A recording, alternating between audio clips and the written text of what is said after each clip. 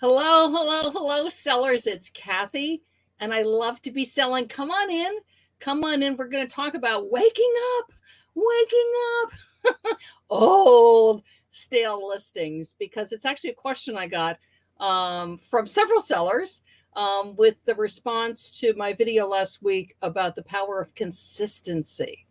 And consistency is huge. I'm just making sure good, my mic's on. Sometimes I go live, my mic is not turned on. But I spoke recently about the power of consistency and consistently listing, consistently shipping on time, consistently answering customer service questions. If you think about it, to have a successful eBay business and to be a successful seller is not necessarily that you're a full-time seller. You can be a very successful eBay seller and be a part-time seller. It's about my mindset. It's about how I go about my selling. And consistency is a huge part of it. But my friend Jack asked me a great question. And I said, you know what? I'm going to live stream and I'm going to answer Jack's question. So in talking about consistency, I talked about the power of listing. And the reason why listing is powerful, because listing by itself, you have to realize with eBay selling, it's a package deal. There's many parts to it, like many things in life. But the reason that listing consistently is typically powerful for sellers if your listing is what is called optimized, which means it has great keywords. You've got nice pictures. You've done your research on your price. And think about this. The reason why listing consistently can be great for your sales is you just have more product up. And the more product you have up, and again, you have to be listing things that people want to buy. The listings have to be optimized. It's not just listing anything, and it's not just pricing it however you want, and it's not listing with terrible pictures. It's doing the best you can with your listings. You have more things for potentially buyers to come in on. I shop almost daily on eBay for one thing or another, and I might come in on the eBay shirt. I'm looking for a great eBay shirt to add to my collection. And then what I noticed was, you have a necklace I might be interested in, or earrings I might be interested in, or a lipstick I might be interested in. So I didn't come in shopping for a necklace or earrings. I don't know if this has ever happened for you, or the shirt. I come in for one thing. And while I'm in the person's store or looking at their listings, if they're really good value, if I like the quality, I go, let me see what else they've got. And I end up buying other things, which I wasn't intending. Why? Because of the quality of the listing and because it's listed. Okay.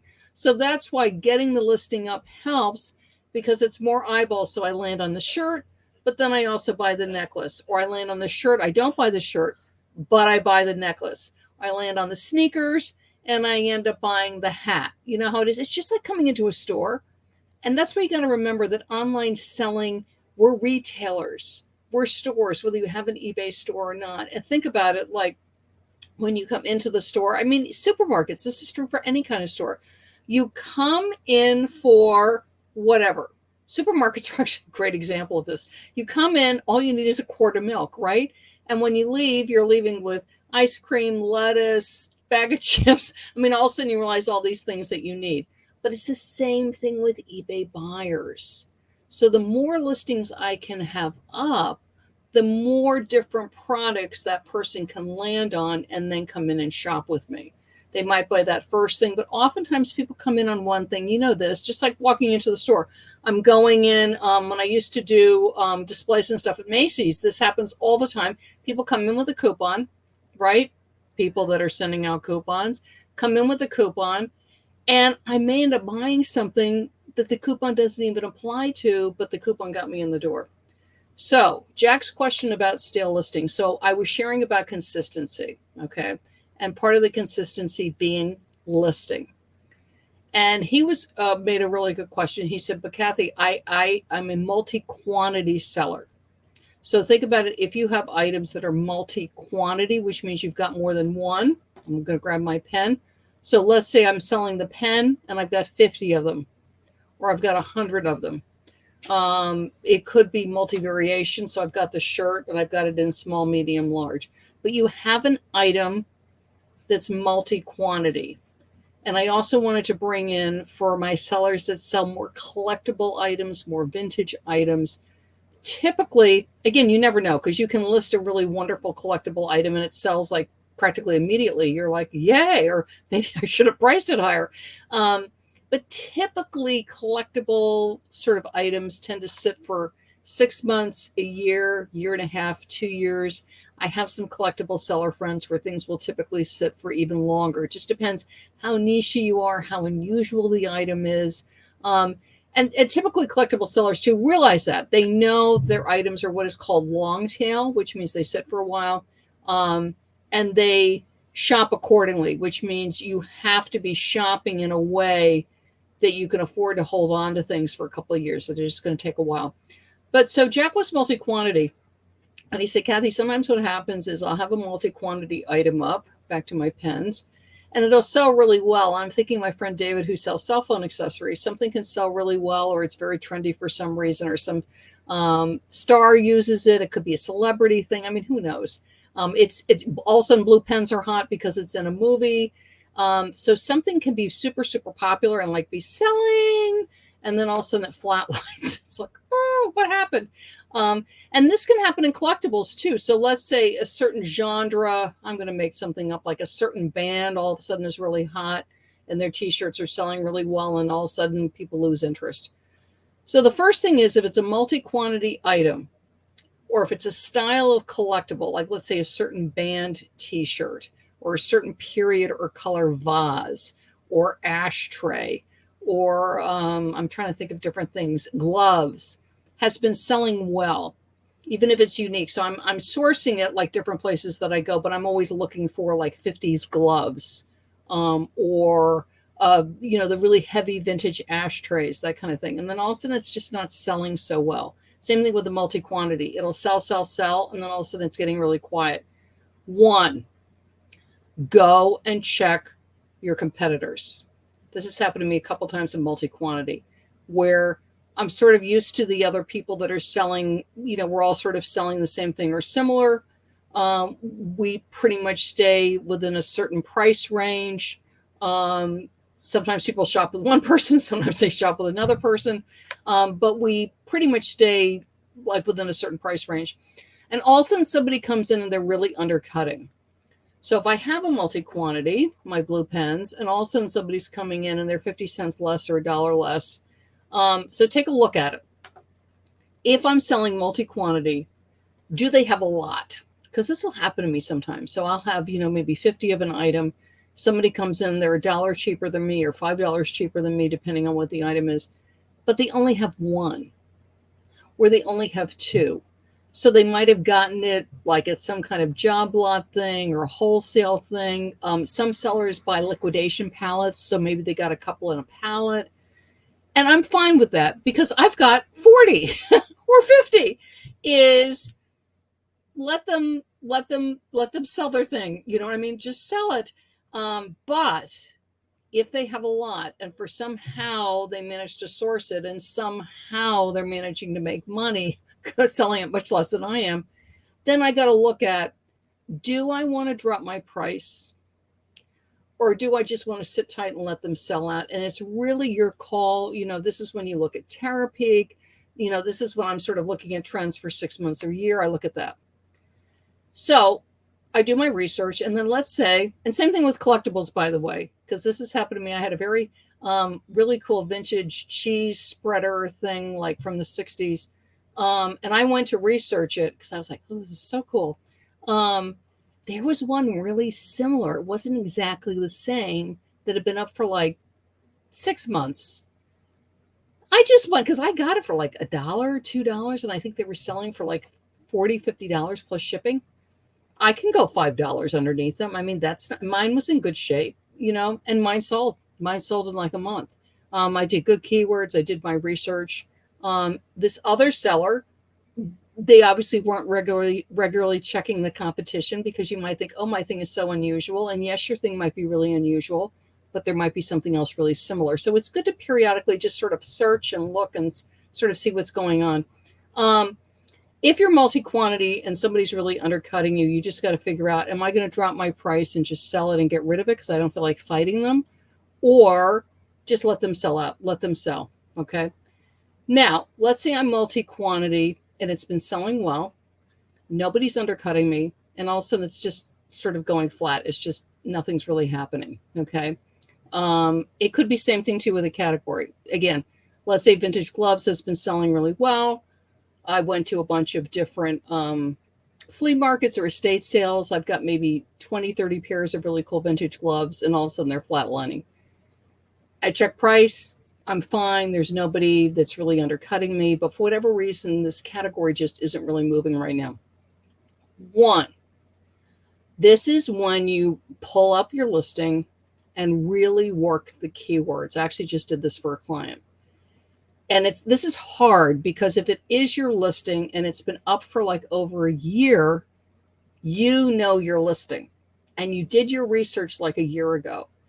You got to really re-look at your listing and look at it hard. Can you change up the keywords? It's not that your keywords are bad, but when you put in a new, really different keyword, it's literally forcing eBay to sort of re-index and re-look at your listing because you've changed something dramatic in the title. And it's not rearranging the title, by the way. That you might hear on YouTube's from like years ago. People used to just rearrange the words. So instead of women's red dress, I might do women's dress red. And it's like, no, eBay search has gotten smart on that. It's got to be really different. So something like woman's dress red, and I have the size. What about the style? Do I have anything about the style in the title? This would also be true for home decor. Do I have the color in the title? I know it's in the item specifics and often it's in the description. But if the color is distinct for the item, like that item might come in black and it might come in blue stripes, and I'm talking anything, home decor, shoes, sneakers, socks. Is it multicolored? Red, white, and blue. And if it's red, white, and blue, is it patriotic? These are all keywords. You got to look at it. And if you have blue in the title or red or green, look at it. Can you be more descriptive about the color? Is it navy blue? Is it sapphire blue? Is it evergreen green, right? Or dark green or chartreuse? Do you know what I mean? That kind of thing. And the reason for that is shoppers do search by that. I search navy blue. Now, it'll pull it up because blue is in the item specifics of the wonderful seller who's done their homework, and they've put it in the description. But people search by navy blue. Okay, we're coming into the holidays. They might be searching red and green. Okay, so that's why if it is a color that you can call out, like navy blue is a really good one. Okay, maroon red is another one, or burgundy red. There's certain colors where people might search for not just red, but burgundy red, crimson red. And if it's a brand, if it's something like a nail polish or a lipstick, or even certain clothing brands name their colors, if it is a named color by the brand, you definitely want like the generic name up there, red, blue, whatever. But if it's, poppy red, okay, you want to get it up in the title because people do search that way. And realize that your shoppers are on mobile. And because shoppers are on mobile so much, it really makes your title important. eBay's actually talked about this recently. It was talked about at eBay Open, and I've heard it other places, but I heard it several times in eBay Open videos, is that the staff presenters were really banging home the importance of the title. So really look at it, the style. If it's clothing, the neckline, yes, it's in your item specifics, but the neckline. Because what you're looking for, if something was selling well, and again, we're talking multi-quantity, and all of a sudden it's gone a little quiet, is there some kind of keyword I can get in there that will sort of reawaken things. And reawaken doesn't mean all of a sudden like thousands of people are coming, but what it does is it gives eBay search, because remember, it's all algorithm driven by computers. It's giving it new information in a key area, and your title is a key area. Look at the length of your title. You have 80 characters, and sometimes there's like 6 or 7 characters at the end, and you're going, you know, but look at it. What can you add maybe that is that 6 or 7 characters, right? Is it, and this is going to be longer, gift. Gift is a great one. Is it giftable, right? Is it a gift?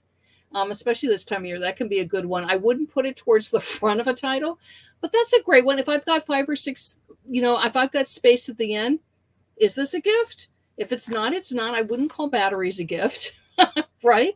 But a shirt is a gift. Home decor is a gift. And people give all kinds of things. Is it power tools? I don't know about that. I might take a look at, does it have a case? That's another one you can add. It has a case. Are you adding a bonus? That's something you can put in the title. But for my friend Jack with the multi-quantity is really look hard at something. Is it artisan? Is it handcraft? Is it embellished? And if you don't know these words or what they mean, start searching. Does it have sequins? Is it, anything like that? The period, by the way, certain abbreviations you can use, like MCM is mid-century modern. You've got space at the end, and don't say something's mid-century modern when it's not. So you do want to search so you understand what that term is. But yes, for women's clothing, if it is a really classic looking, and I always sort of think of Audrey Hepburn on this, black dress, it's called an LBD, little black dress. That's a common abbreviation that is acceptable. It's not considered jargon, okay? MOB, mob, I always think of the mob, right? It is mother of the bride. So again, that kind of thing, you can take a look at other people's listings. And when you see a search term like that, search it. That's what the internet's for, and find out what it is so you know whether it's applicable to your item. But see if there's some really nice, juicy keyword. Again, a category that was doing really well for you. Something that you searched and you priced when you sourced it, and it's been sitting there a really long time. Go back and look. Is there some really wonderful, juicy keyword that you can add to your listing that will bring more traffic? And again, why the juicy keyword? Why is it important? It gives more information to search. And it's that thing of think like a buyer. If I'm a buyer searching for the blue pen, and this is what's hard because we know our stuff. What am I searching? It's a ballpoint. It's blue. This is slender. This is not a chunky or a chubby pen, right? It's slender. It's blue. It's a ballpoint, and it's blue and white. Okay. So blue, white, ballpoint pen. Okay. And think about that. So just look. Is there some kind of keyword? If you are going to add something like gift, you're doing it at the end. You don't want to lead with it. Unless that's the name of the brand, and then you do want to lead with it. But just look and see if there's something that you can add. And then the big thing more advanced is for something that's really gone quiet, that's when you do things like you pull out Terapeak, because they give you more data than doing an advanced search, and just get an idea of the trend. And again, something can be doing very, very well and it's just quiet. And then it's like, okay, and then you think of things like, maybe I'll do a coupon, maybe I'll run a sale. But before you do that, just see what you can do with the keywords and stuff, because sometimes it's just a matter of just being a little patient. But if it's been a while, it's like, boy, this has been a while.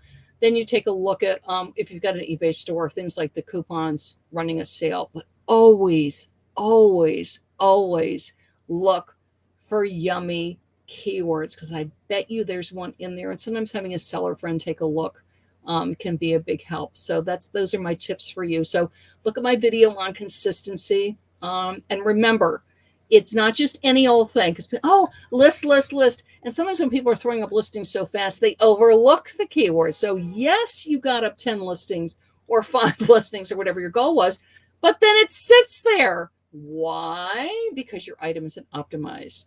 So better to do 2 or 3 or 5 or whatever number is doable for you with your schedule, and that the listing is optimized, because then it gets you traffic. Remember, just like coming into Macy's or Nordstrom's or the supermarket, is that they have that offer, or they have that sale, or they have the product that you're looking for. I've done that with some stores. I'm going to this store because they carry what I'm looking for, right? And that's what's bringing them in. And that's the power of the listing, is that you have that necklace, that toy, that puzzle. We're going into the holidays, so a lot of different things sell, that power tool that the person wants, but your other wonderful listings are there too for them to browse. And then again, if a listing's gotten a little quiet, you're going to add some really good keywords. Now, I've got a guide for you. Hop over to my website, ilovetobeselling.com, and you'll see this fall winter essential product guides I've done for you. It's pages and pages of pages of things to sell right now. Because one of the things that can happen as a seller is I know certain categories, or I have a really good eye in certain things, like maybe glass or maybe ephemera or maybe kids' clothing, whatever it is. But I forget other categories that are really popular, and really popular this time of year, because it's not something I buy necessarily, or something I have in my home, or something that my friends have in their home. But man, it's a hot item. I'm just going to pick something like golf, right? I don't golf. I have friends that golf, but I don't golf. But man, is golf popular. So is fishing, by the way. So just camping is another one. Camping is really popular in all. And camping, you think like, oh, Kathy, I don't have room for a tent. I don't have room to pack a tent. But there's a lot of accessories for camping that you might come across. So keep an eye out for that. Same thing with fishing. There's an enormous amount of accessories for fishing, and same thing for golf. So fall winter essential product guides, because it's more than sweaters, even though sweaters are fabulous and there's lots of different kinds of sweaters, but pages and pages and pages of ideas just to get the creative juices flowing. This is what's selling. This is what people search for. I worked brick and mortar retail over 25 years. I had the great joy of selling on QVC for over 6 years. And with that, you just learn a lot about retail, what's in demand, retail seasons. And I share top products, fall winter essential product guides. And what you'll find is, there's certain things you can source in your area and certain things you can't. But it's great just to like open up your eyes and go, oh, I saw some of that at that store I was in the other day. Oh, that thrift store, they've got like a bunch of that. Oh my goodness, let me go run over and grab that. So hop over to my website, ilovetobeselling.com, and grab my fall winter essential product guides. It's free. It's my gift for you. Just download it, and then you'll print it off, or you'll screenshot it on your phone and use it the next time you're shopping. Have a wonderful day. I'm Kathy, and I love to be selling. Bye-bye, everybody.